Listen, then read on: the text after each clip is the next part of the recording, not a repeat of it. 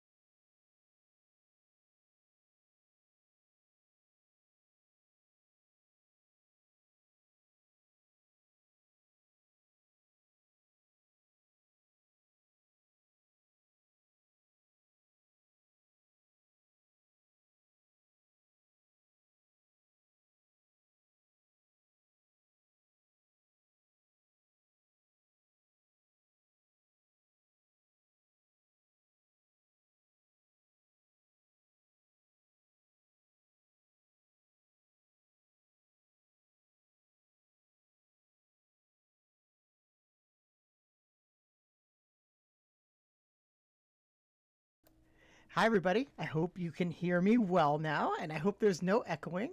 This is Carlos, and we are going to get started just in a few minutes. But I wanted to say welcome to everybody here, and I'm unmuting our special guests as well.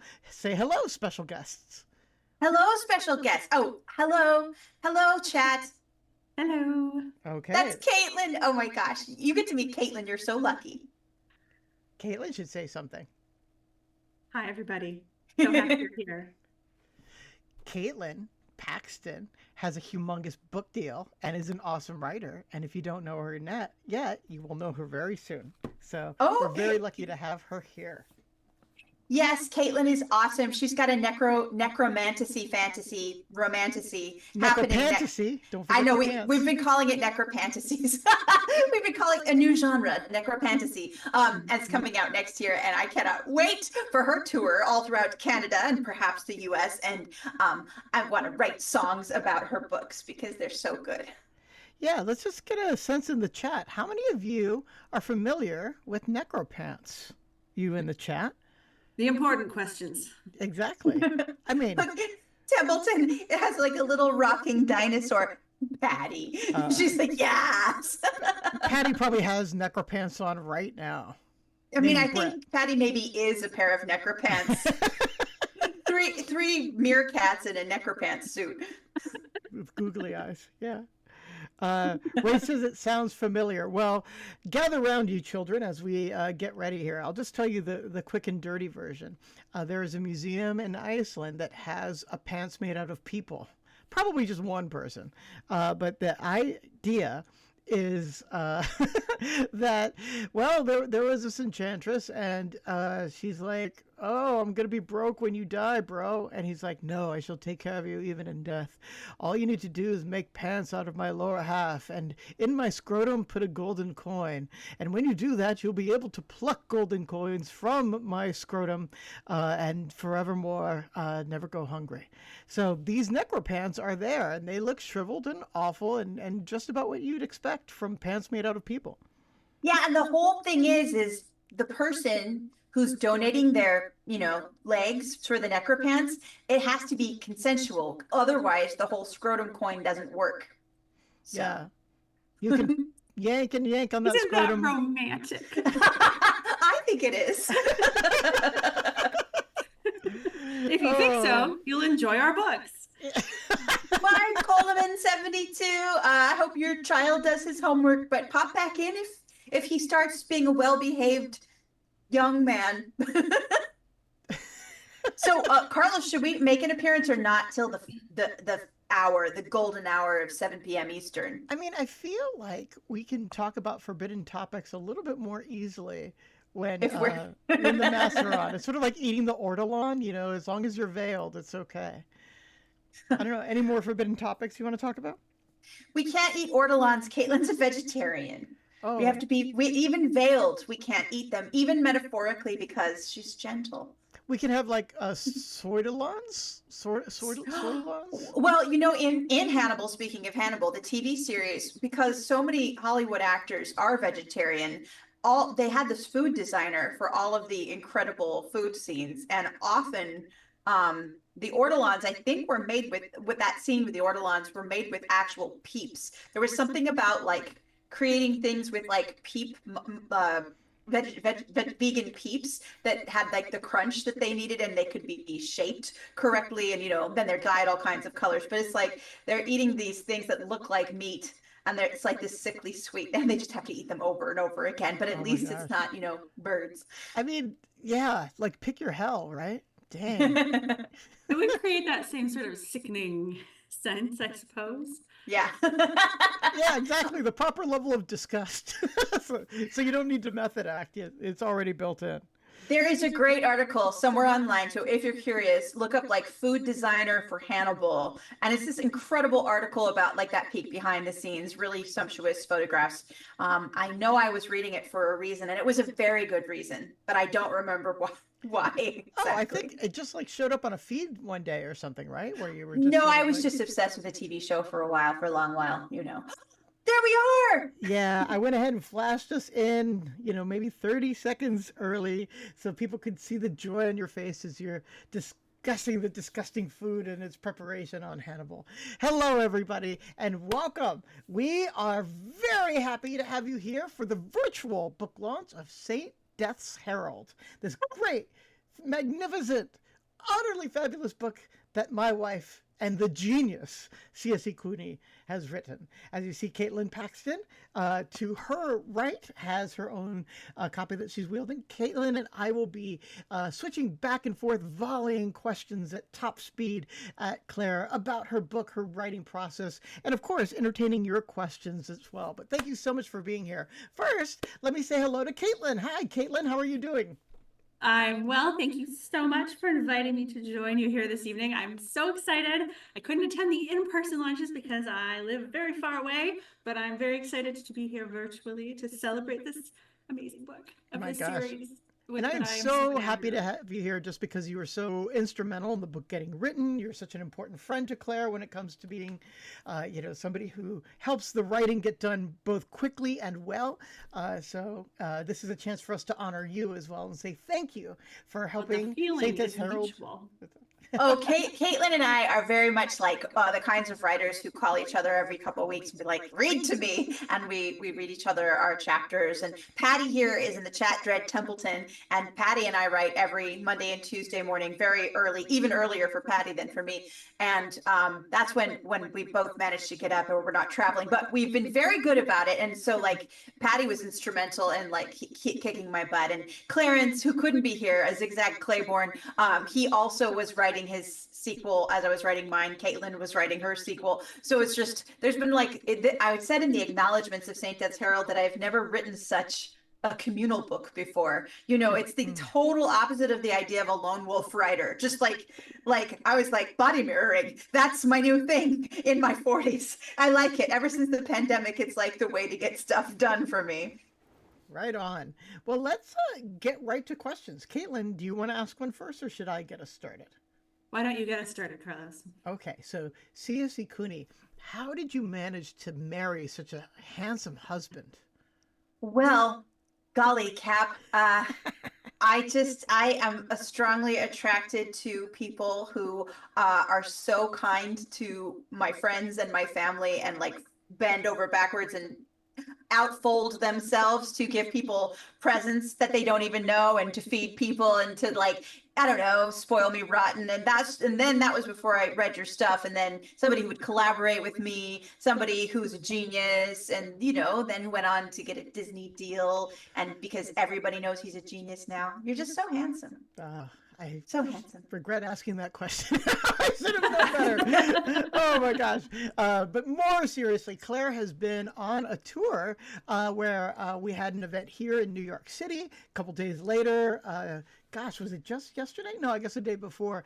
We were up in Westerly, one of Claire's old haunts, and a great little bookstore that they have there for another event. But now we get to reach the most people here as we traverse the interwebs. So Claire, tell me, what has been one of your favorite things so far that's happened on this mini tour when you've been meeting people and telling them about your book? Oh my gosh. You know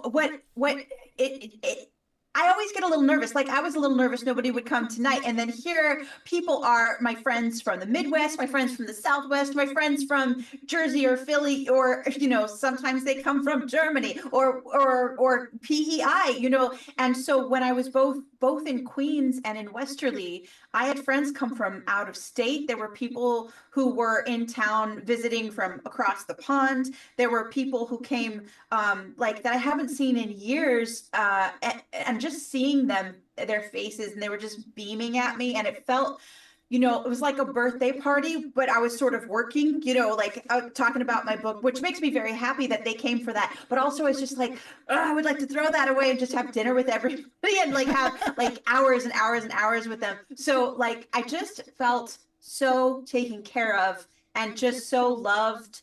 And people really expended hours and hours of effort and time to come and see me and support me. And I just wanted to, I'm so glad that we got to feed some of them cake and give some of them presents. And I felt like, I don't know, just extremely grateful. So I think that was the big thing, was like, birthdays are, sometimes people come to them, but mine is in December, and there's often a storm. It's in the middle of the work week, but this felt like the best birthday party twice in a row. And this is like my third birthday party this weekend. And this feels really good. And I just feel very happy and spoiled.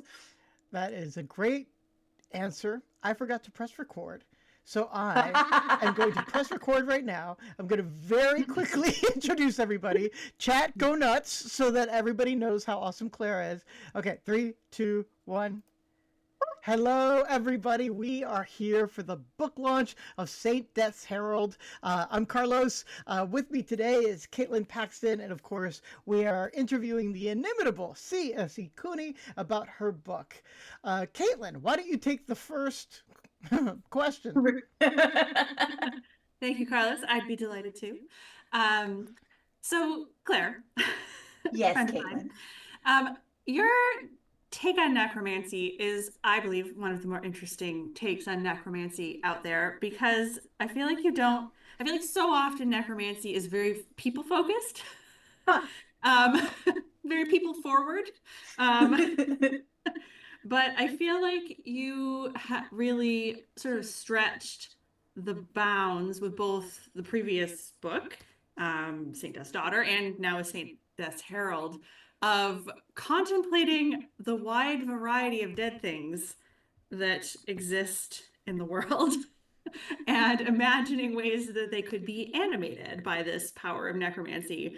And I don't think I've ever seen some of the concepts of things that can be reanimated that you explore in this work.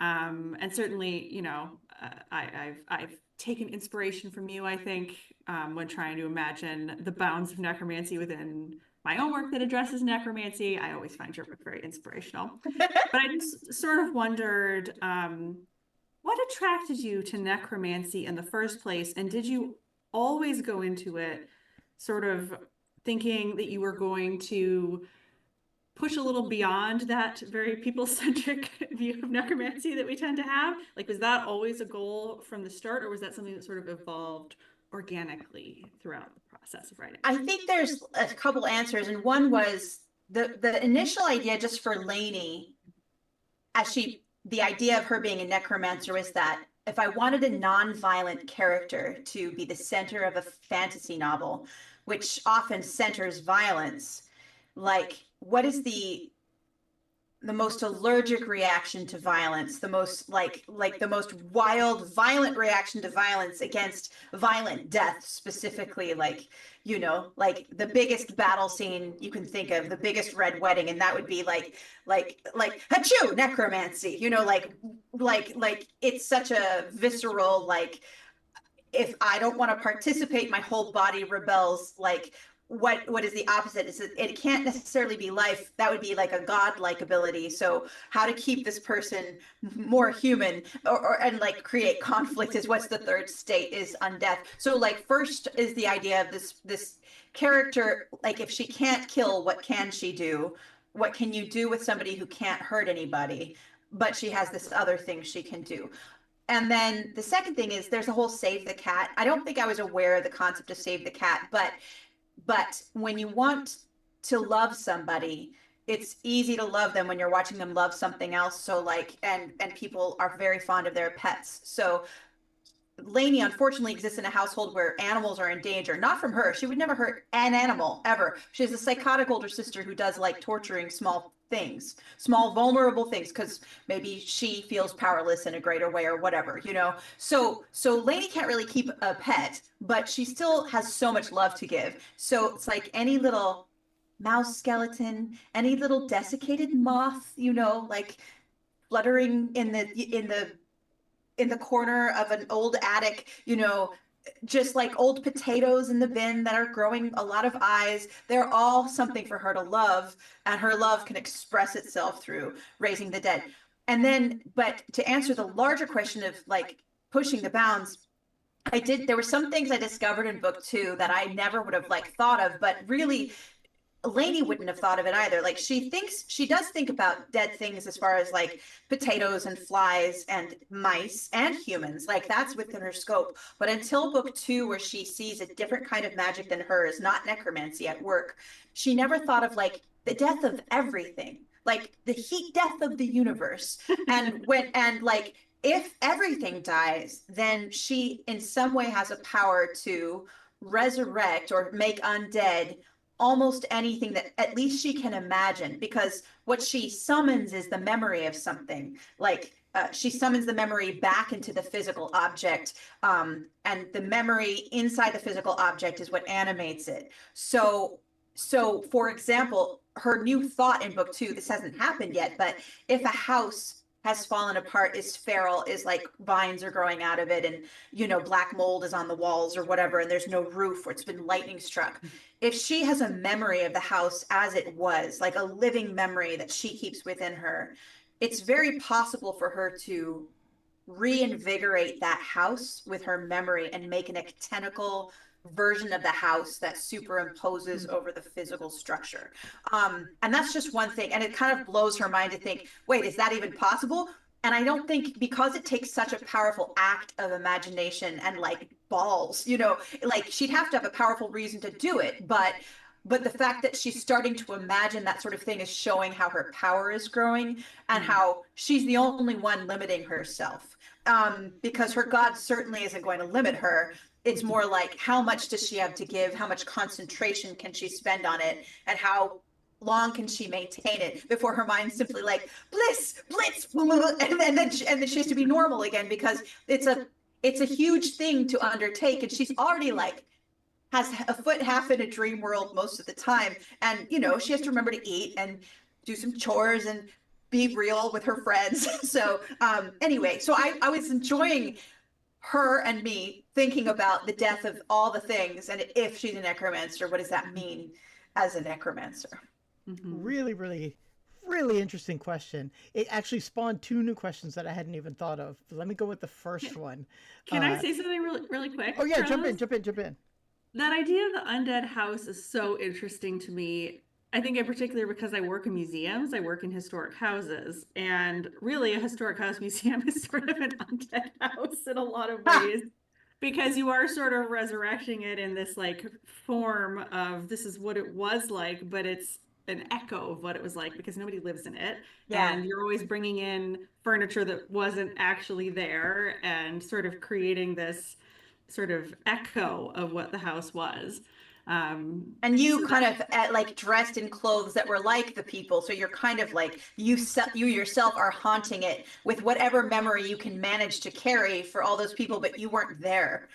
Yeah, and the house itself is kind of resurrected in this image. So that I was just thinking about that. And in particular, there's this house in Summerside. I can't remember if we went to it when you visited me here on Prince Edward Island, but it's called the Wanda Wyatt House. Not yet, no, haven't seen it. It was left to the city by this extremely wealthy woman named Wanda Wyatt, who left a bunch of property to the city. And sort of one of the conditions on her bequeathment to the city was that they had to keep her house set up as she left it and interpret it as her house. Oh my gosh. So she's kind of a necromancer, Wanda Wyatt necromancer, because she sort of created this like undead version of her own home. Do this in memory of me. Isn't that interesting? Yeah. Anyway. It's Sepharis, and I am so sad to say, and I know Carlos answered. Suddenly this book was coming out, and I was like, wait, is there a hardcover? A lot of people are asking, and my editor's like, oh yeah, we went back and forth, and we ultimately decided not to go with a hardcover. He sort of said. It's like maybe there will be a special edition someday. Wouldn't I love that? But I am sorry because I too don't like mismatched books, and I have to get a pink paperback to go next to my black hardcover just to go to match the size and shape of this. So sorry about that. Yeah. To happier news, however, we have very special people in our chat right now, and I want to ask a question that honors one of them. So, Claire, what does taking guns into the Arizona desert and shooting at tires have to do with the Saint Death series? Oh my gosh, is this who are we honoring? Who's in the chat? Well, the dread Patty Templeton. Oh yes, hi Patty. My friend Kiri took me into the desert, and she's like, "Hey, you're a writer." I was like, "Yes, thank you." I was in college at the time, or almost graduating, and she's like, if you're gonna write about guns someday, which you might because you're a writer, you should know how to shoot one." And this is a very Arizona thing. I grew up in Arizona and yet had never done this thing, and yet it was quintessentially an Arizona thing to do. So we go out to the desert, we shoot some tires, but and I had earphones, these big noise canceling supposedly, and I shoot the first time and it's so loud, like I think they were malfunctioning or I just have super powered ears.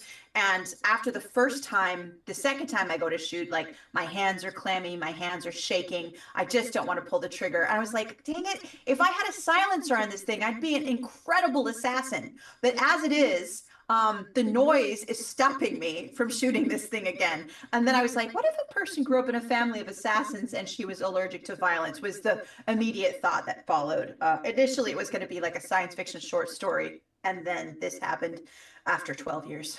Of time.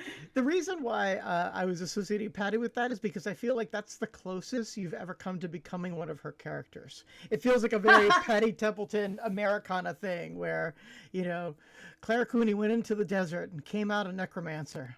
You know, the first short story I read by Patty Templeton was called something, is it 6 Guns for a Dead Girl or 8 Guns for a Dead Girl? Something like that, Patty. And it is absolutely true that that it's very much an Americana Dread Templeton sort of short story idea. You just took it in a very different place. And so for you, this idea of an allergy to violence led to the Saint Death series. And just like as a kind of like semi follow-up question, I feel like, you know, the idea of Saint Death was born in a kind of very Catholic kind of martyrdom. You know, Hmm. things happen to her body, and then healing pours forth from that body through, partially through its martyrdom. You know, she has those echo wounds, and so I just wanted to ask, in however long you want to discuss it, or however short you want to discuss it, the influence of Catholicism on the Saint Death books. Well, I don't want to get in trouble. I grew up Catholic, I'm pretty atheist now, but I borrow heavily from the Catholic theology. A substance and accident are borrowed directly from where the Catholics get their word transubstantiation. I use the word kenosis, which is self-emptying. Especially in the second book, there's what the skin changers do when they lay their final egg is called, they sing the kenosis hymn. You know, it's all very, I think my dad even wrote a song. He's a Catholic liturgical musician, called the kenosis hymn. Just kite that right there. But so yes, and also necromancy and Catholicism, I think, have something in common, just a little bit. So there's a lot of ideas of resurrection or what life after death is. And I think early on, way before I wrote this book, my friend Sharon Shin, who's also a fantasy writer, was telling me, she said, like, every writer has a thing. She says, and my thing is like waifs, found family. Your thing is death and what happens after. And I never like set out to be a writer who writes about death and what happens after. And I was like, no, it's not. And then I was like, oh. And but it's mostly what happens after. Do you know what I mean? Like, you know how some people are like, I'll never read any book where a child dies or an animal dies. And I'm just like, gosh, I think I just kill children and animals in my book all the time. But it doesn't count because I bring them right back. You know, maybe they're weirder when they come back, but they're a lot cooler. So I think, yeah, I think that there's just something about the playing with that weirdness of resurrection, which is a lifelong story that was told to me. And especially when my personal philosophy is the end, and what is left after the end is memory and of other people for that thing. So yeah, I think about the afterlife being is memory, collective memory maybe, or stories we pass down, or physical objects. I have nothing like a sixth sense. I don't really have any sense of the supernatural myself. I think the world could be a lot more interesting if I did, but I do have a pretty rich interior life, so that makes up for any lack of sixth sense or religious faith that I have. So we had a question early on that was something about lore. Is there any lore in the world that I love but that won't be in the books? Well, Carlos, you might get around to this question, but all of my books, most of my books so far, they all connect because they all take place on the same planet, which is called Eighth. But they take place, different books or short stories take place in different timelines, different continents. There's different gods, there's different mythical creatures, very much like in this world, you know, the folklore of the US and the folklore of Africa, or the folklore of, you know, Alaska versus the folklore of Louisiana, two totally different, you know, ways of thinking. And if we took those metaphors and just said they were real, you know, like just said that those folklores were actual real parts of a human's life, and they are to a lot of people, but like in a fantasy world, they're just, you know, gods are real, but so are fairies, so are goblins. And so in this world, they all kind of exist simultaneously, but not necessarily in the same landmass. And so stuff that's in the Saint Death books, there's a lot of lore in the world, but they won't necessarily make it to the Saint Death books. And stuff that is stuff that may be in like a short story, there might be a casual mention or like a little Easter egg that I bury. But I've got a lot of, now I've been writing kind of for 20 years, and I never didn't set out to set everything in the same world, but I just like making jokes with myself. It keeps me from being bored. So I'll make a little joke, like I'm going to name this particular a very expensive liquor in Desdemona and the Deep. after an anniversary celebration of 400 years later, after a battle that occurred in a short story that is in Bone Swans. And so, like, yeah, this battle of liberation that occurred on a different continent, a different time, has now, it's the 200th anniversary of the making of this nation or whatever. But like that name that you might have heard in that short story makes it to name this very insignificant piece of liquor that these two characters are drinking. So that is sort of the way it loops. And so, like, for example, in Saint Death, one of the gods is Cantu, who's the Thunderbird, the Rainbringer. And she's the main character, the first person character in a short story or novella called Life on the Sun in Bone Swans, my collection.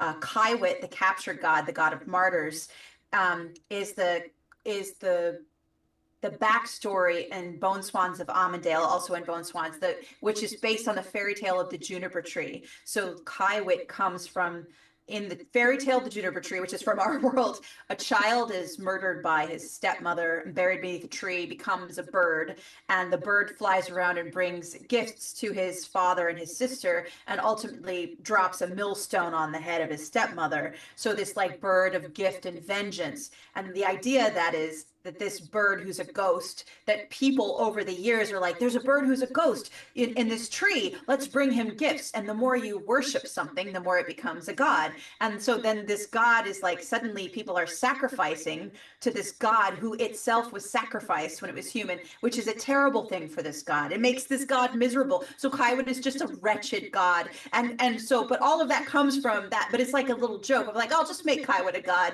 He's one of the 12 gods of Quiddy, but I know where he came from. So that's just lore, random lore. Caitlin, your turn. I wanted to ask about a fellow named Cratchit.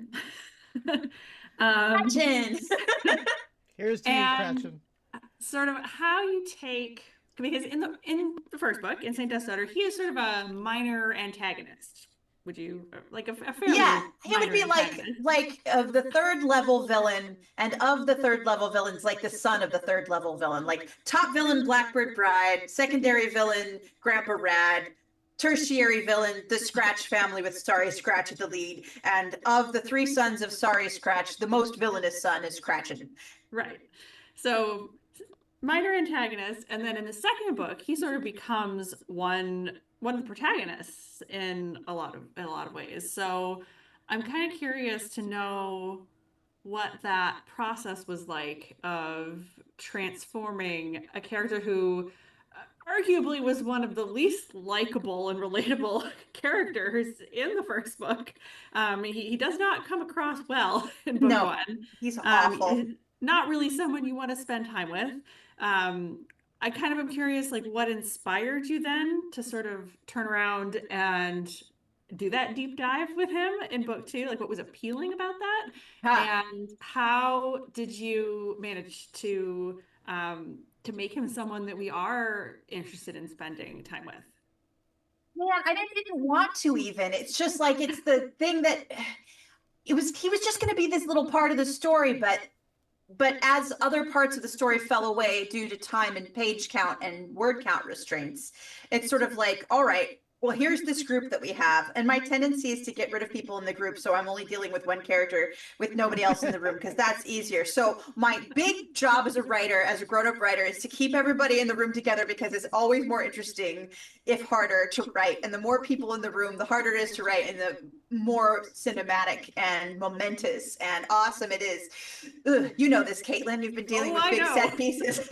So I was like, well, I've got him. So now I've got to use him. Oh, but I hate him. So how do I make this character that is really just kind of boring, a bully, and somebody who not only just doesn't think, but takes pride in not thinking? He's like thinking, he denigrates thinking. His brother Hawken, he's the scholar. Like, leave it to him. You know, that's thinking is for suckers. I talk with my fists, I drink, I'm more powerful than everybody, and I don't care that I have a vocabulary of one word each. And you could say that some of that comes from like feeling stupid or having been raised as chattel, like as he was. You know, there's lots of reasons for him to be as he is, but that doesn't really, it makes him, maybe you can understand him, but you're also like, you should be locked up. But even the people who should be locked up probably shouldn't be possessed by a ghost and like devoured from the inside out, which is what I did to him. So like I figured maybe he needs a break after that. So after riddling him with ghost holes and just like doing the worst possible thing to him for months and months, and making his teeth fall out from malnutrition and several limbs get frostbite, I was like, okay, enough is enough. Let's put some interest back into him. So there's the first movement is his healing / transformation.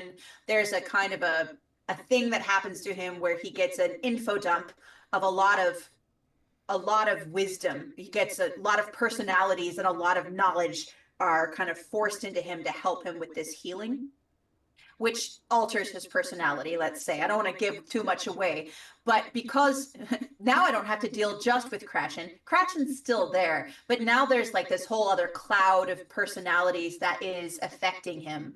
And what's interesting is like, okay, so it's sort of like resetting a mind. He's willing, he does agree to it, so he consents in that sense to being altered because it's better than his other choices.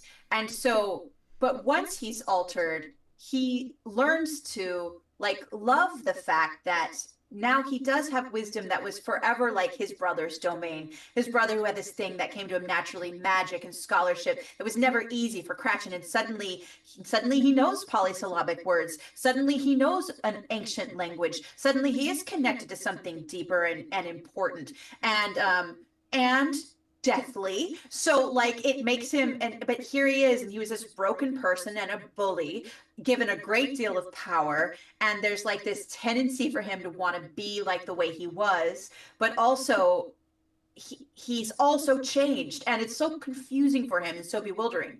And Lainey, who doesn't have much patience for bully Cratchit, but who has infinite patience for transformed, broken and reopened and renewed Cratchit, like it has such compassion for him.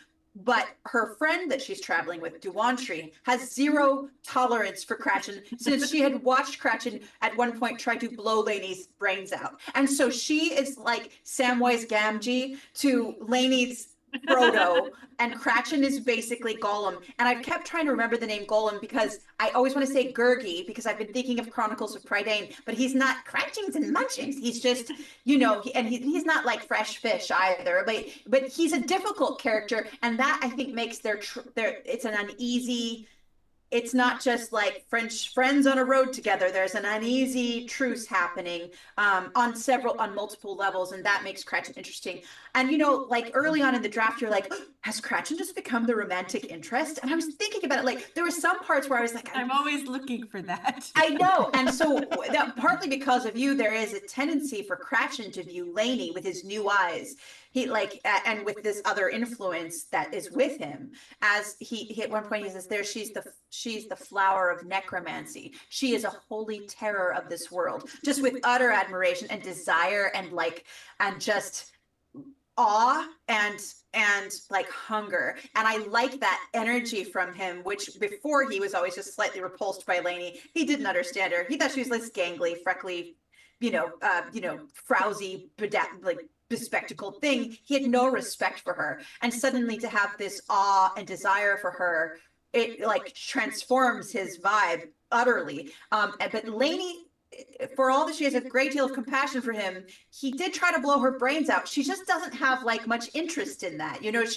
She's kind of flattered that this other powerful entity admires her. She responds to flattery, but she has other beings who have been good to her. So it's like she has always been attracted to power, specifically power of people who are loved by their gods the way she is. Could be a different god, but she's like, oh my gosh, that's hot. You're super like divine magic. Me too. We could chat about this. She likes that, but she does like people who've been kind to her. She really likes people who feed her. So like she likes being hugged. She likes being petted. She doesn't necessarily like being worshipped. So like the more you she's such a hedonist. We were talking about like she's a moral hedonist. The more you just like pet her and bring her presents, the more she'll just love you. I don't know who's like that in this room. Caitlin, are you like that? Because I'm not sure I'm like that. But like, yeah, but she's not gonna just like have a crush on somebody who tried to kill her. Even though they're like in a romance novel, there's often a tendency for a slightly villainous hot hero who's been really mean to the lady to be like, oh, I'm so hot and dangerous and I've been really mean to you. How attracted are you now are you to me? And she's like, yes, you're so hot. And so like there's like formulaic like click that is like, oh, I want to do it, but it just doesn't feel really right for this character in this situation. I understood. Yeah. It's not that I wanted him to be the romantic lead necessarily. I just was intrigued by the potential. I had fun scooting him that way because it sets up all kinds of fun things for book 3. Should there be a book 3, you know? Because well, I noticed it does say part 2 of the Saint Dreth trilogy. I know. They wrote it. Very exciting. They wrote it. I just don't have a contract for book 3 yet, so we'll just see what happens. I think it's just, you know, it's a publishing game. Times are uncertain, that sort of thing. No matter what, I will write book 3. In its time, and however that gets out in the world, I'm really hoping it will be with Solaris and soon. That's my big hope. But I also wrote book 2 so that it wraps up in such a way that whatever happens, you'll be satisfied as readers. But I have lovely plans for book 3 as well. Do you want to share any just like little bits like you did at one of the other releases? Oh, about book 3? Yes. So, I imagine it. So the first book is a coming of age, a Bildungsroman, and book 2 is like a serial killer car chase. You know, Detective Will Graham is following Hannibal at all costs because you've got a necromancer chasing a ghost who's ravaging through the population, murdering people, taking their bodies and anima and like sucking their souls dry, and that has to be stopped. And you go on an adventure to do this thing. It's very like laser focused and goal driven. But book 3 would be totally different structure wise from either of those because I want it to be one of those like court intrigue murder mysteries, you know, where everybody is like dressed to the nines. It takes place in a palace. Everybody's slightly treacherous, very witty. There's like banquets, there's masquerades, there's people dying. It takes place about 10 years in the future. So Lainey's in her 30s now and has a lot of new powers that you know, it's one of those things like in Tiffany Aching, you can amass a lot of power, but the more power you have, the less often you use it in that sense, because it could be catastrophic. And there isn't much call for that amount of power mostly until there is. So she like having her be like a professora of Lyrian magic in the Quidoni circuit is where she's that's how she makes her living and stuff. And Datu, therefore, is in her teens, like her mid to late teens at this point. And I like having a chunk of the book dedicated to Datu and her adventures in this court, this treacherous court, while her aunt is undercover trying to solve a mystery.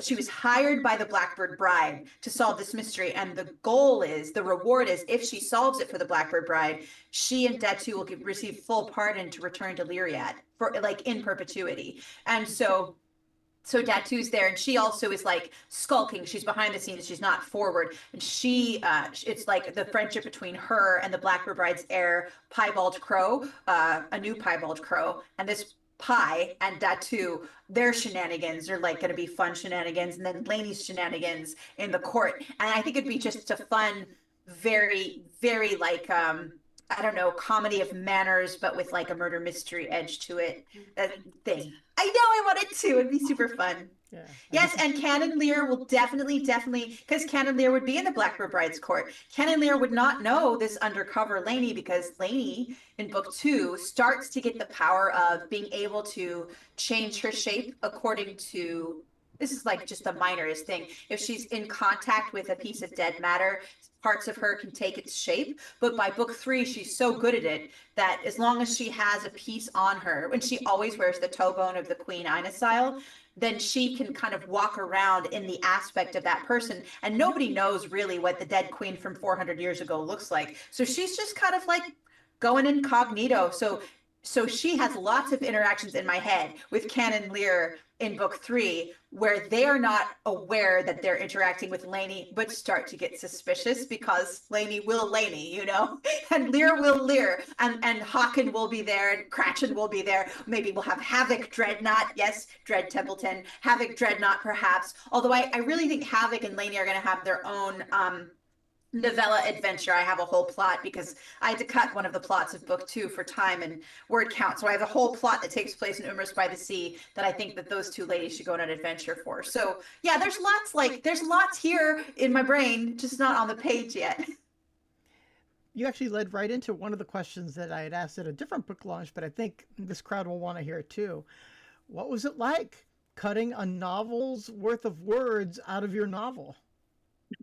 Oh, I was so resentful,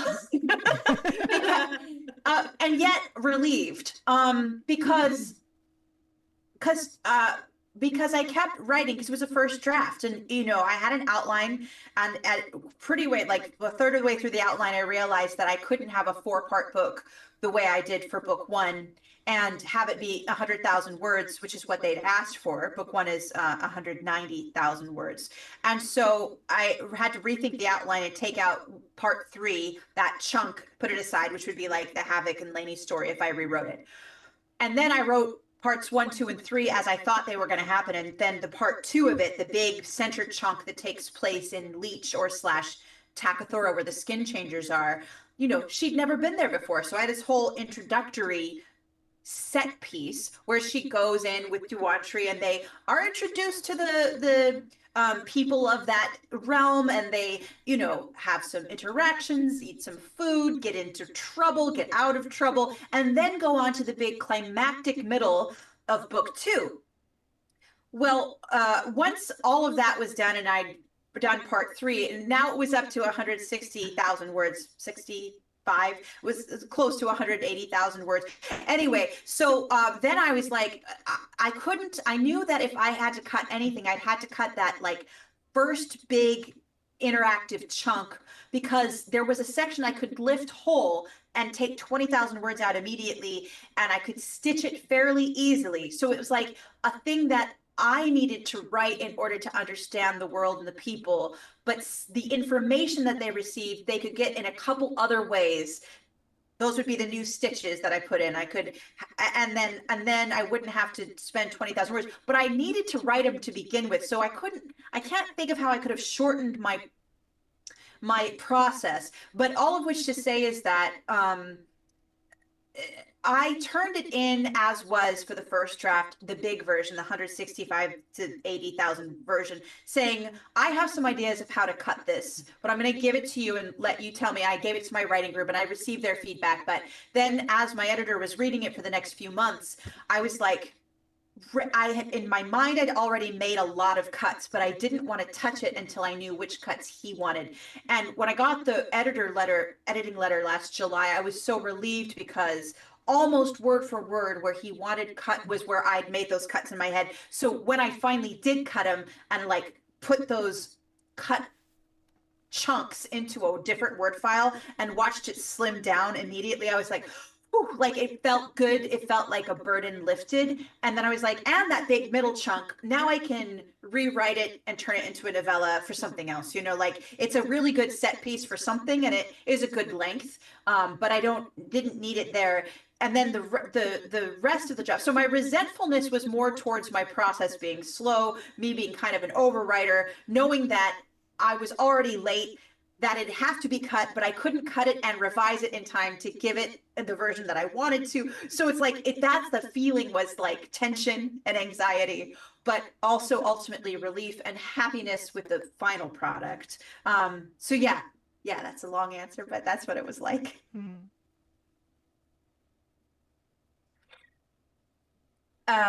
We can answer from the chat. Cue to a holographic event like this in 20 years. So for book 12, Saint Death's Inheritor. Yes, that's possible. Yeah, there's a lot of material. What can I say? Dread templeton. Can you talk about why it was important slash an interesting exercise to you to create conflict, but not necessarily have that conflict be violence within your writing? Oh yeah, I mean, I don't know that I was ultimately successful because there is a lot of violence in the book. It's just how Lainey responds cannot perforce be violent, you know. So I couldn't manage to create a completely nonviolent book. I barely managed to create a nonviolent character. She still sometimes gives way. It just hurts her when she does, and she doesn't like doing it. But yeah, it's hard not to think violently. There are other conflicts, you know, like a minor conflict of friendship and personality is Lainey and Datu are Lainey and Duantri are traveling together. Duantri is you know, as a Quidoni nomad, basically. So she knows a lot of things like how to set up a tent, how to dig latrines, how to cook, you know, out in the open. She knows all of these things and she's good at them and she's efficient. And Lainey wants to be helpful and she wants to be part of this. But Lainey spent most of her life with a servant and in a big house where, you know, they weren't rich necessarily compared to a really rich person, but you know, had a house, had shelter, had food provided. So she's very ignorant, and plus on top of that, she's very in a weird way like saintly in that she's in communication with her god a lot. She talks to dead things. She's just like, yeah, I'll take the latrines, and then oh look, bones, you know. So like there's like that tension of friendship of like Duantri loves her, is worried about her, wants to take care of her, and Duantri's also really tired of doing all the chores, and Lainey is really tired of feeling guilty that she also is not doing the chores. And like that is such a love, you know, it's like such a roommate thing. It's such like a they love each other so much, they both want to do for each other, and Lainey wants to do better, but she also has talents that only she has and things that only she can do. And Duantri is like, I'm here for you so that you can do this other thing.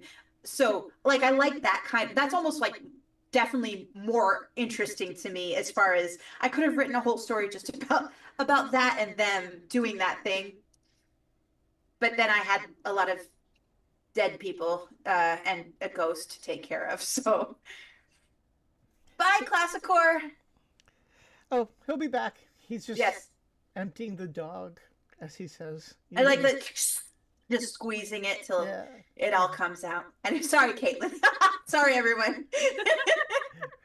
To more highfalutin topics, Claire, you Yes. are an expert researcher and you love new words. Tell us about maybe a few of the words that you discovered in your journey for St. Des Herald. Let me just see. Oh, Grapple. Graupel. It might be Graupel. You know, so they go north and there's lots of words for snow and there's lots of kinds of snow. So I learned like different snow words. Graupel is a kind of snow. Like I think it's like the really hard little beads. And like the word calving, I think I think I've heard like icebergs calving Yeah. when pieces of iceberg come off, it's called calving, like giving birth to a calf, which I think is like really cool, but I'd never used it before. Like I'd heard it casually, I sort of understood it in context, but it's such a different thing to know that in the air somewhere and then specifically have to like put it together in a sentence to create something cold and beautiful and specific, and then also to use it metaphorically versus scientifically, for example. So that is one. I learned like when I studied coyotes, because there's a lot of skin changers, so I studied a lot of weird animals. I mean, and all animals are weird, including the human animal.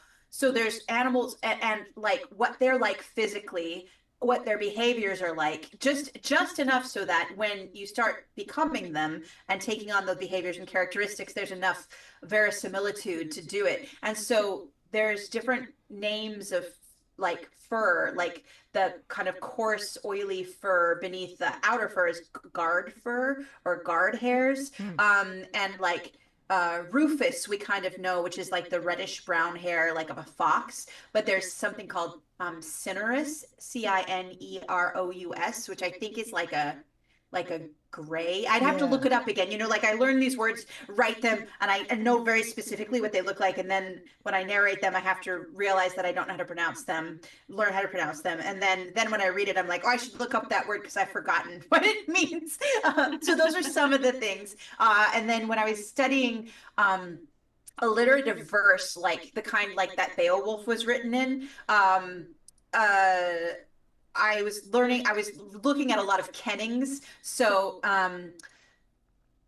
is it wave road? Is that, oh, whale road? Okay, like the word for ocean in a kenning is the whale road. It's two words together that create this sense of what an ocean is the whale road, right? So I didn't use whale road in this, but because there's so many weird birds in my book, like all birds of prey in kennings, like an eagle, a falcon, like all of, even like an albatross or a seagull, they're really weird. They're like slay goose, slay pigeon, like the word kill or slaughter, and like with a really just normal bird. And that is a bird of prey, which I thought was really funny. And I made Lainey make a note of that because that would have delighted her too. It's hard to know which to prefer. Also, slay goose, slaughter pigeon, like they're all gold. Yeah, One yeah. would argue, though, that a regular goose is a slay goose if one has spent any time with geese. Right. Which Yes. slay goose do you mean? You know? Do you mean a slay goose or a slay goose? Slay goose. Yeah. Slay goose. We've got more questions in the chat, but Caitlin, did you have a question you want to sneak in here before we go to the chat? I do, Claire. If you were a shape changer, Yes. what would your preferred form be? Oh gosh. Oh, gosh, Besides because human, of course. oh yeah, I mean, the animals I like, do tend to put into my books. So I love peregrine falcons and kestrels. I really love tigers.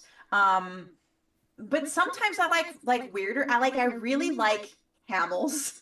I like camels. They're so weird. I really like whales. I think maybe if I were a skin changer, I'd just head to the ocean and just like be like a massive, like the biggest whale possible. Like I'd like a brain that big. I'd like to make noises like that. I'd like to have the run of the ocean, preferably like pre-industrial age. I think pre-industrial age, but also maybe super need for whale blubber to light the lamps of the world. You know, like a few harpoons to dodge, sure, but not like huge whaling ships. Yeah, I think I'm interested in massive animals, mammals that potentially have brains that are both alien and akin to our own. Yeah. Have you ever imagined what it would like to have a baleen? I just go around like this all the time. Yeah, I would carve my own scrimshaw.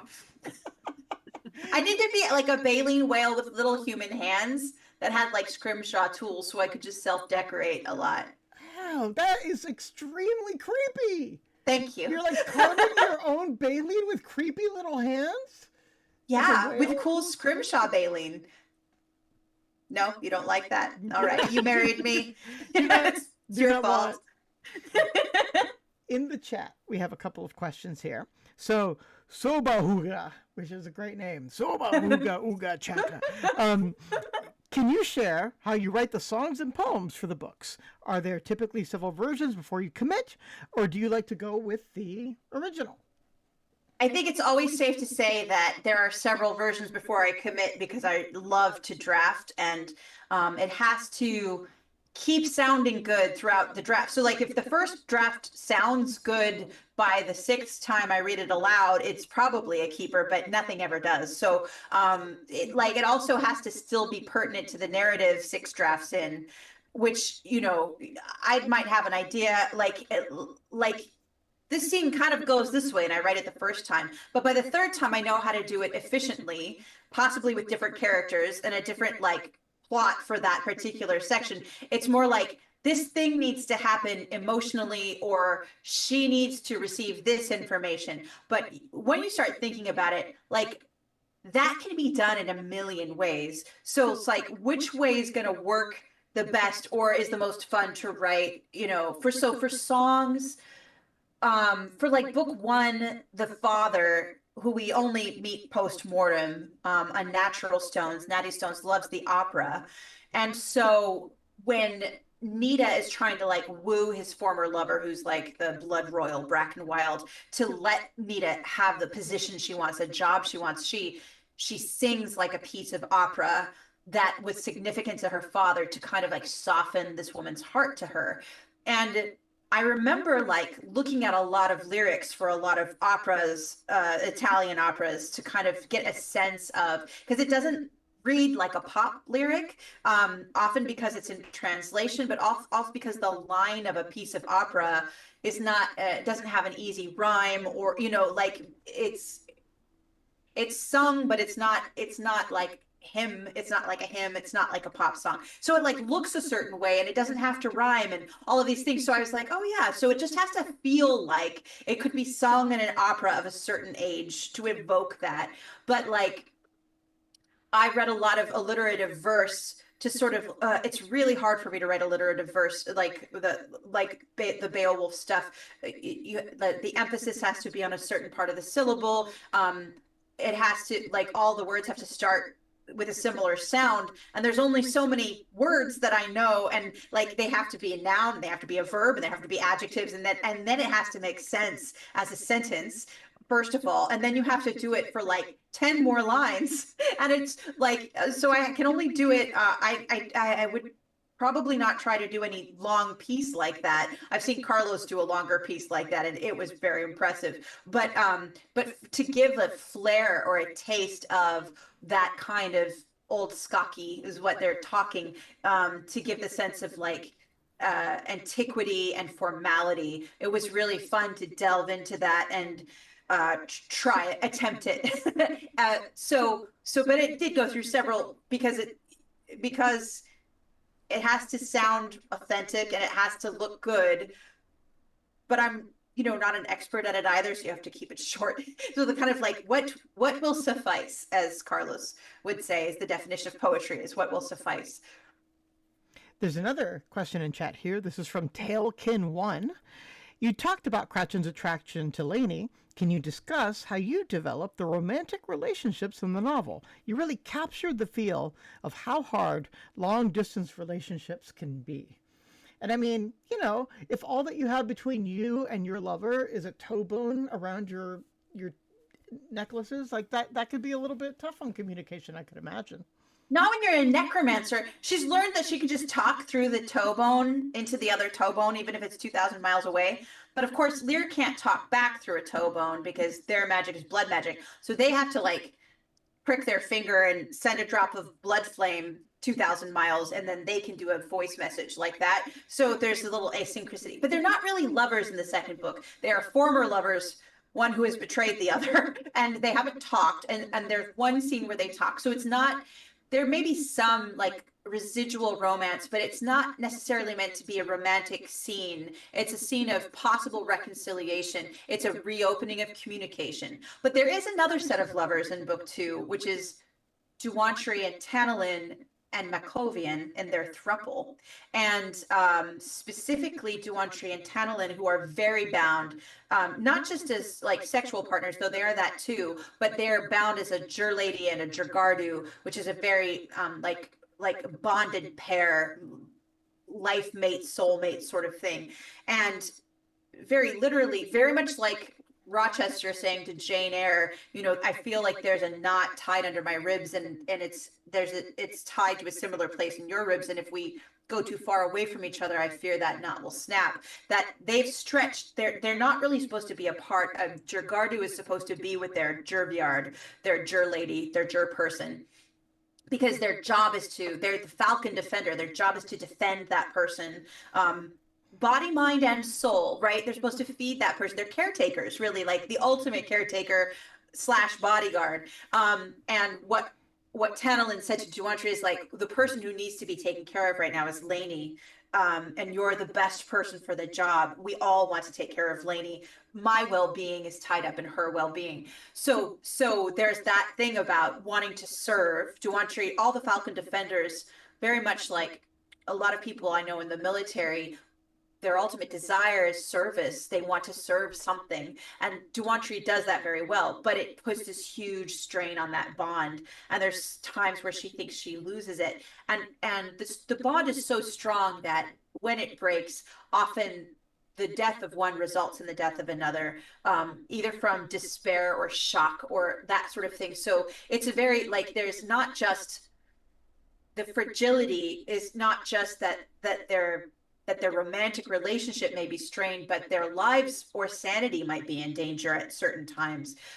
So I really loved working with that throuple, and like how Makovian, who's a new lover, and starting to engage with them like as a partner, as a family member, that he is a stabilizing influence to Tanelin, who's really frazzled by Duantri's absence, but because he's there, she has something to lean on, somebody to talk to as an adult to an adult, and somebody who's been a Jagardi. He's been a Falcon defender, and his Jur lady did die, so he has a very strong sense of what she's going through.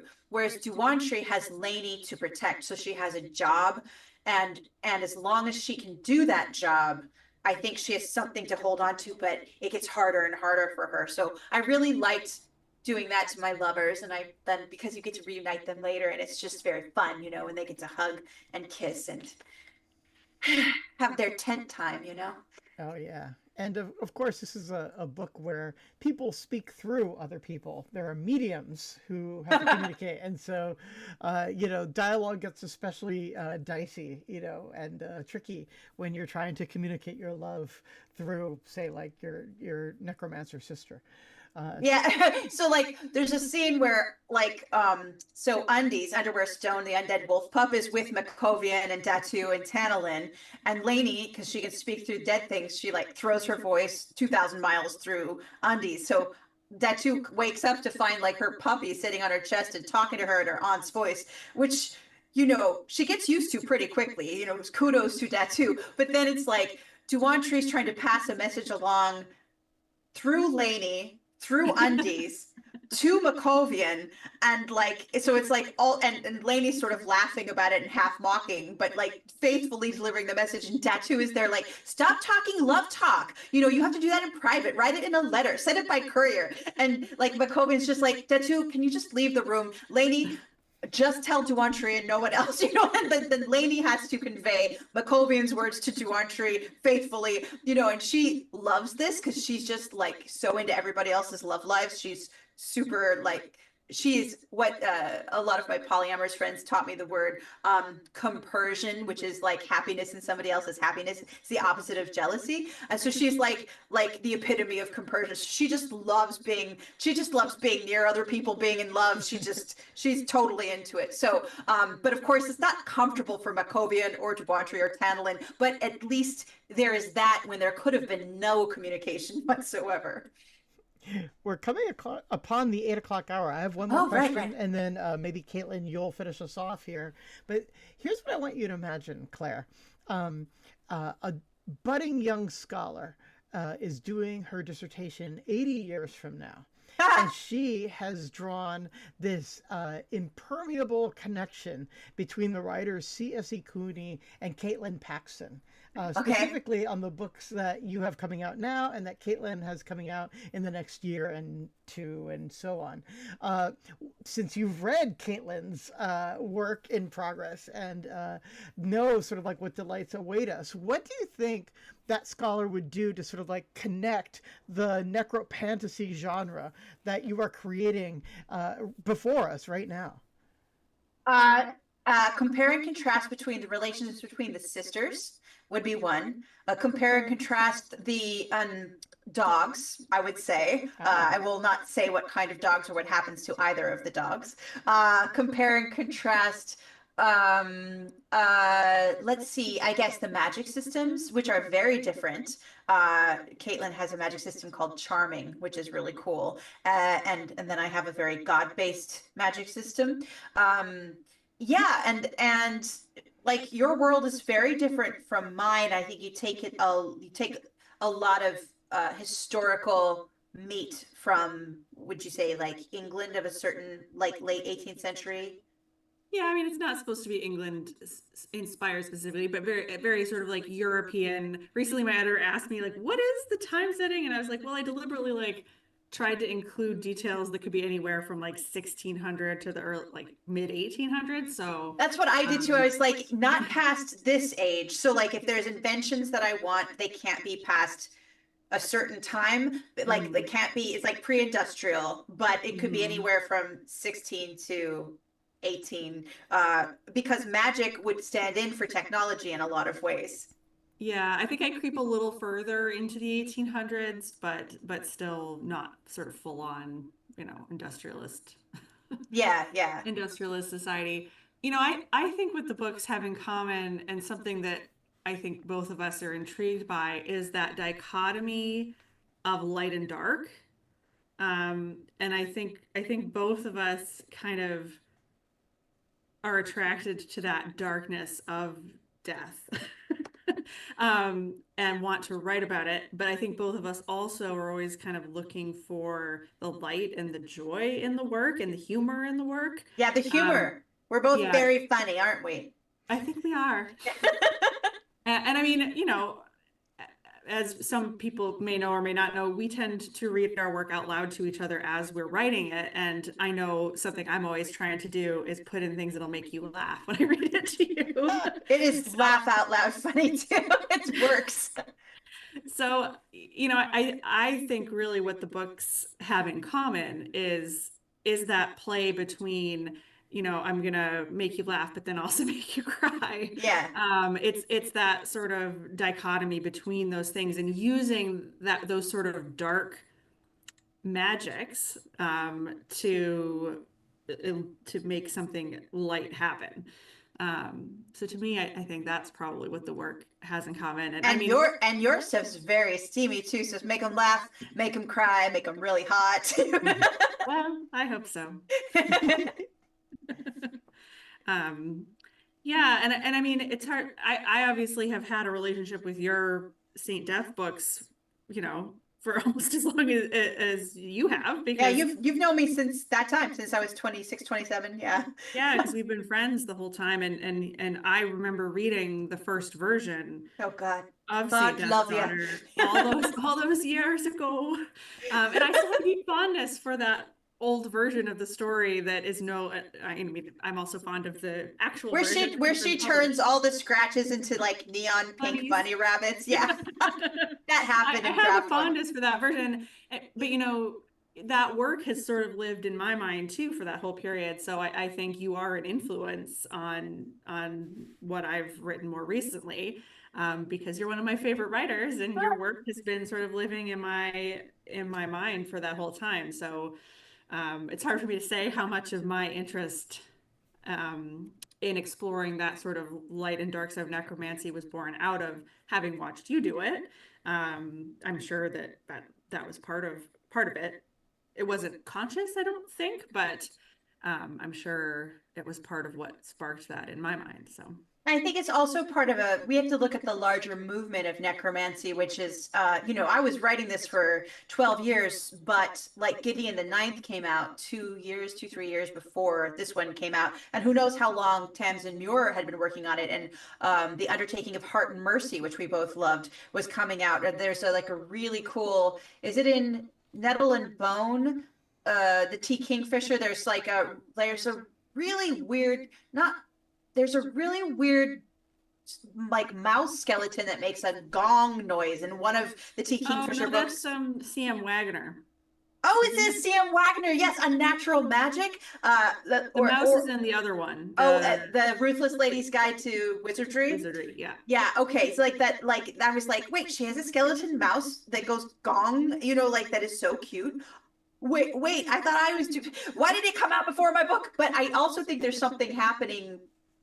Like somebody was like, why is necromancy so popular these days? I'm like, I don't know. I've been writing it for 12 years, but most of us who have books out now, it's not like happening to us right now. It's just coming out right now.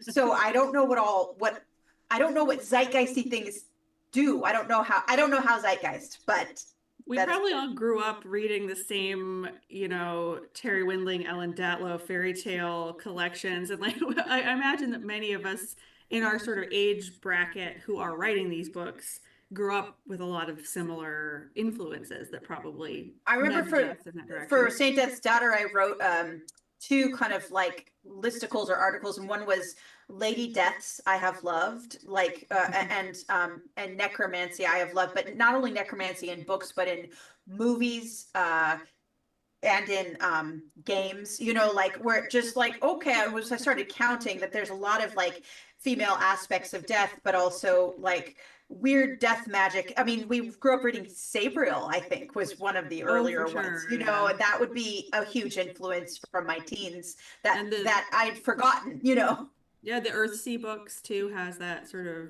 Catabasis element to it. And Yeah.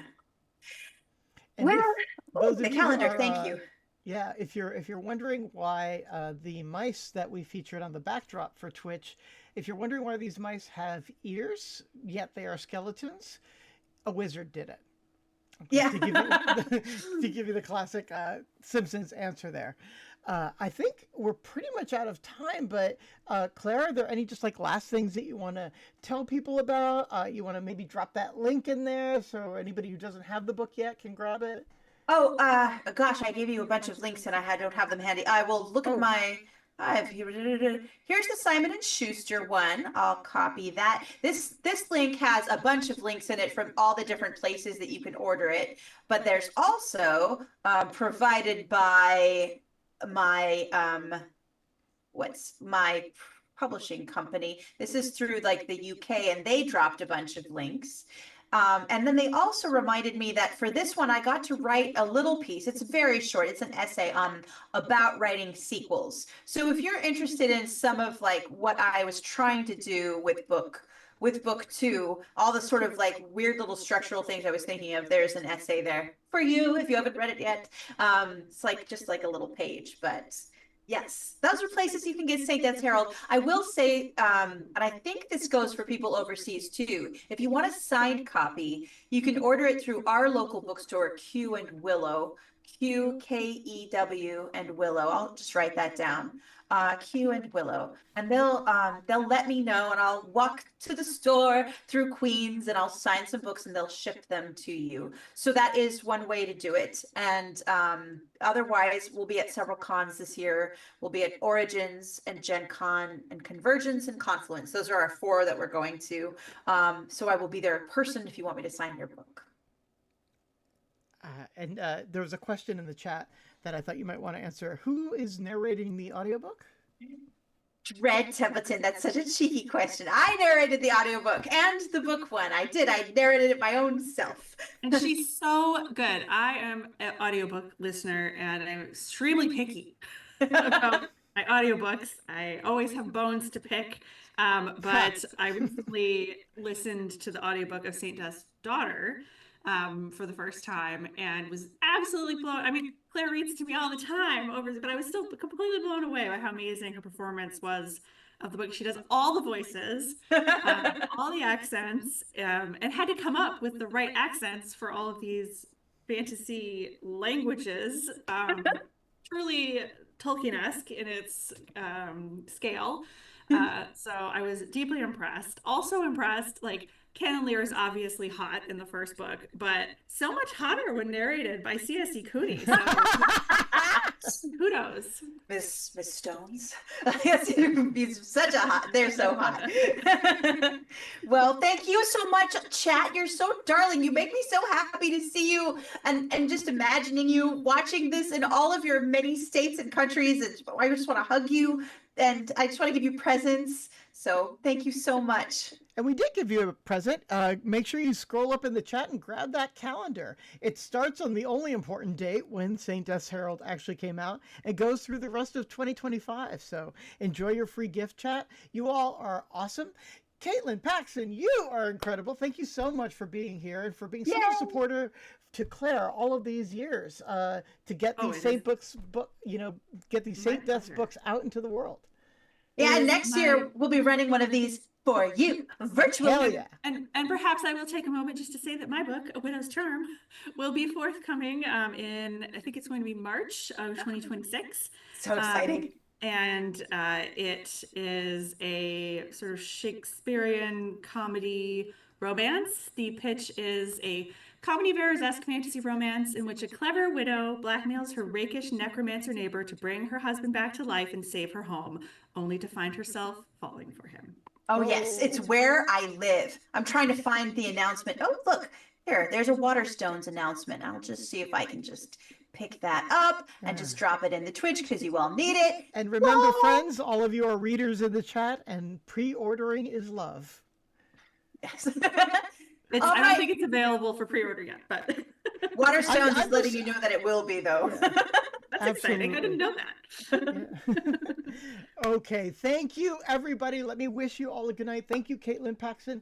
Thank you, Claire. You're such a genius. Thank you, Ma. Thank you, Carlos. Oh, thank you, chat. Thanks, everybody. Take care. Have a good night. Good night, everybody.